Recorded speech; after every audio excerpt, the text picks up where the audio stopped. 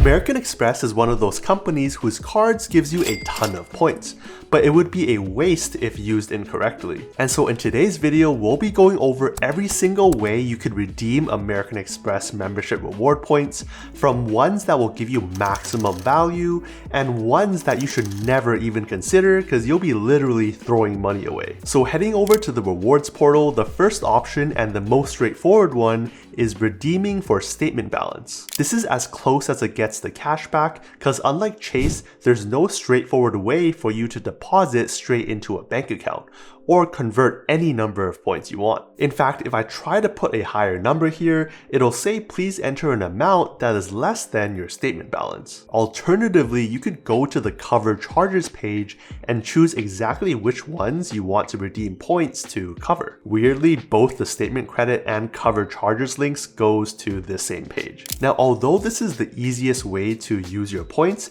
it's unfortunately not that great in value. Because if we take my charge of $22.05 and the points required, which is 3,675 points, dividing the two will only net us 0.6 cents per point. And here's where the concept of opportunity cost comes in. Yes, you're getting some free value for redeeming these points, but are there better ways you can redeem for even more value for little to no extra work? Fortunately, yes. If we head back to the rewards page and click over to the pay with points at checkout, we'll see a few partners with PayPal being the main one. If we click through to see all of the partners, we'll see ones ranging from Amazon to Best Buy to Saks Fifth Avenue and even New York taxis. But let's take Amazon for example, where you just need to go through the links to register and link your cards. Then let's go shopping. Let's say you wanted to buy this really useful device that lets you use wireless earbuds on the plane. You can tell I enjoyed it because I bought one for myself and one for my Secret Santa last year. It cost $55. So if we add it to our cart and go through the checkout process and choose our American Express card, you'll see it prompts us if we wanted to use points to cover this charge. In this case, 8,669 points for a purchase price of $60.68. As usual, to calculate the value, you divide the dollar amount by the points required, in this case giving us 0.7 cents per point. So just as easily, we've beaten the 0.6 cents per point redemption value for straight statement balance. So at the very least, use Amazon or PayPal or another pay at checkout partner to get value from your points instead of statement credit. Now we'll be going over more methods that will give you more value for your points. So I've personally never used my points for statement balance or paying at checkout with one of these partners, with one exception, and that's through Amazon discount times. These are the only times I use my points in this way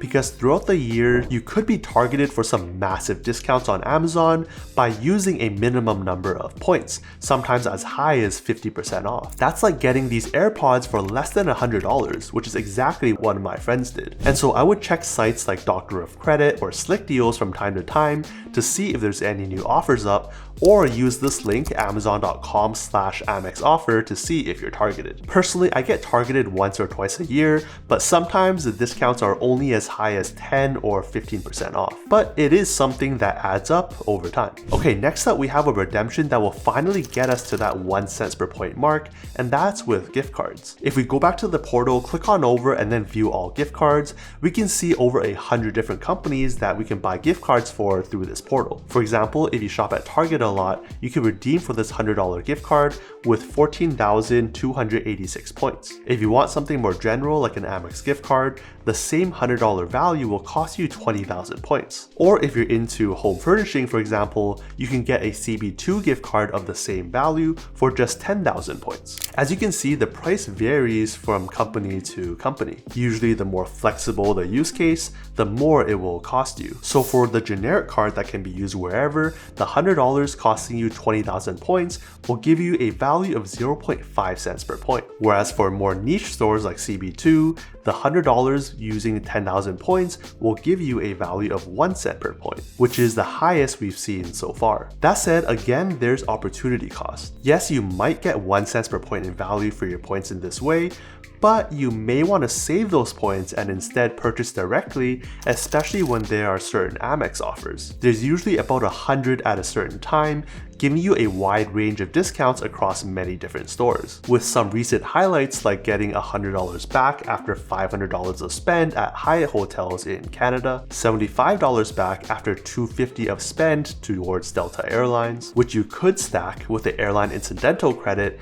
if you have the American Express Platinum card, or maybe save $20 after spending $100 at Lululemon. Stack that with their Made Too Much sales and you could be saving a lot of money, especially when you have return protection on the Amex Platinum card in case things don't fit, speaking from experience. Or you can even earn points instead if you purchase through a Rakuten link, where sometimes you can get a few percent back or even 10 to 20% back on some occasions. You can even earn this cash back in Amex points instead, which is what I've been doing throughout the last few years. Link down below if you're interested. And so instead of buying gift cards with your points, you could save your points for other use cases and purchase directly with the store using Rakuten links or Amex offers and actually get money back. Now back to points, as you've seen, it's not that easy to get the solid 1 cent per point redemptions, which is why I still prefer Chase given its increased flexibility you can learn more about in the corner. However, with even some work, you can still get some amazing value with this card, like this next method that will net you 1.1 cents per point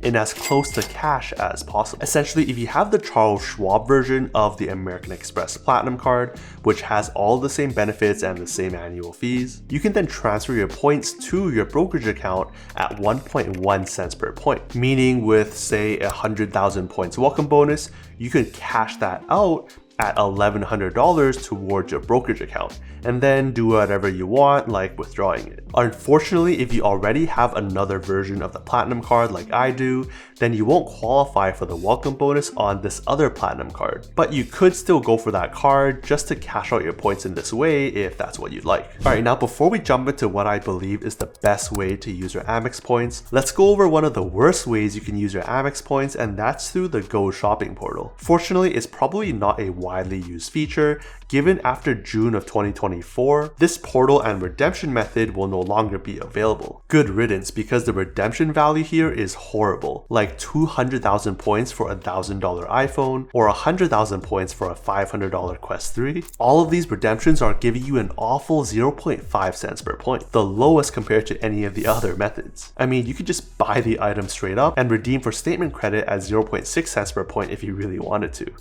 Okay, here's where things get fun. Travel. Travel is where you're going to get the most value out of your Amex points, period. Maybe the Schwab cash out, but mainly travel. And that's because there are a few ways you can get some great value for your points. You have the travel portal itself, which comes with its own list of small perks and benefits, or transfer to one of their travel partners that gives you that really high ceiling for value. But for comparison's sake, you want some sort of value that you can use to compare opportunity costs. In my opinion, I set the travel portal redemptions at about 1 cent per point, and then transfer partners at an average of 2 cents per point. That doesn't mean you can't find lower, and it also doesn't mean you can't find much higher. In fact, in my personal experience, my redemptions are usually between 3 to 5 cents per point. But 2 cents per point is a good conservative average for me, and is a good benchmark to help me determine if a redemption is good or bad. First, the travel portal. Again, it's usually 1 cent per point, but there's a catch. Say we wanted to go from Seattle to New York. Looking at the results, wow. Like, there's certain airlines you can get discounts for. Like this Delta flight that would have costed $636 or 63,620 points, giving us 1 cent per point, but instead we just need 59,984 points. And so dividing the original cost by the new number of points we need gives us a value of 1.06 cents per point. Not that much better, but hey, we're getting a discount here, right? Wrong. When you're using portals like this, with any company for that matter, including Chase, you'll want to always check third-party sites like Google. Because if we check for the same route and the same date, and for the same flight, we'll see that it only costs $537. And so even at 59,984 points, the true value here is only 0.9 cents per point. Not as great. On the flip side, sometimes it is equal, like this JetBlue flight in economy, which is the same price as on Google, if we choose the option that includes the overhead bin space. What's more is that you'll still earn the 5 times points on flights through both of these methods, either through the portal or through airlines directly. So at $508, that's earning 2,540 points. Depending on how you're valuing your points, that could be $25 at 1 cent per point or $50 of value at 2 cents per point. So even though you can get a discount through preferred airlines or some recommended flights over certain dates, they may not actually be discounts when compared to other sites, so watch out. Alright, what about hotels? Well, here it really depends. If you're booking for fine hotels and resorts, which means you'll get extra perks like better check-in and out times, room upgrades, daily breakfast or two, $100 experience credit, and complimentary Wi-Fi, then you'll get that 1 cent per point mark. In fact, some properties will have even more offers,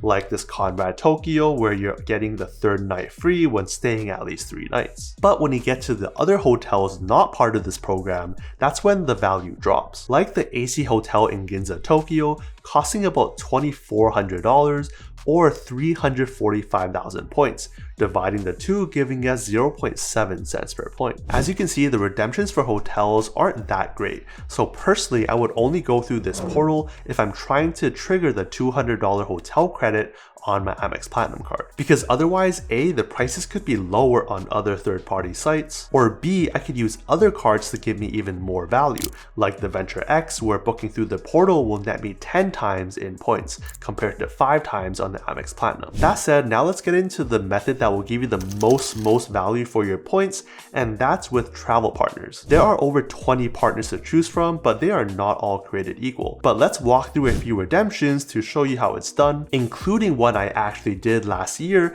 at the AC Hotel in Ginza, Tokyo that we just talked about. So we saw that booking the hotel through the portal will cost us about $24,000 or 345,000 points. But what if we check Marriott's website itself, given they're a one-to-one transfer partner from American Express? Well, looking at the same hotel for the exact same dates, we see that it'll only cost us 210,000 Marriott points, because that includes a deal where you get the 5th night free when you're booking through Marriott. But even if that perk didn't exist, it would cost us about 260,000 points, which is still a lot lower than the Amex portal. But redeeming 210,000 points for about $24,000 in cost will give us a value of 1.15 cents per point. However, if you transfer during a time where there's a transfer bonus, like just a few months ago when there was a 20% bonus, we would only need 175,000 Amex points to get 210,000 Marriott points. So if you divide the same cost by 175,000 points, we get a value of 1.37 cents per point, both of which are much higher than the 0.7 cents per point through the portal. And that's just one example of many,